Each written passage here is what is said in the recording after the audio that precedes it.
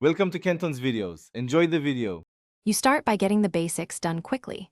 Charge the watch to at least 50% and place it on the charger so power anomalies don't confuse diagnostics. Once done, clean the digital crown and screen.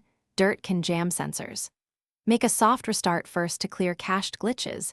If the analog hand stays stuck or behaves oddly, perform a force restart to reboot firmware and temporarily reinitialize display drivers, which often restores correct hand movement. Next, focus on calibration and software integrity. Make sure your watch OS is up to date, because firmware fixes address display or syncing bugs. Use the Watch app on your iPhone to update.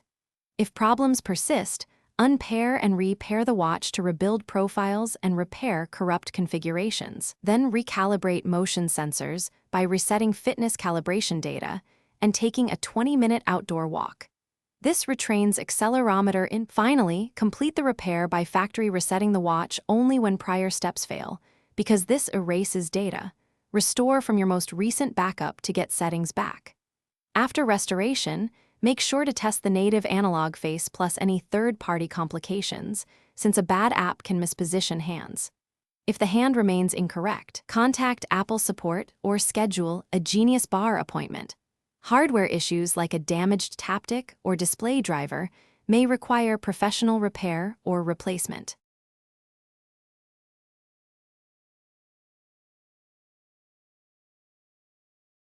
Thanks for watching. Consider subscribing if we helped you.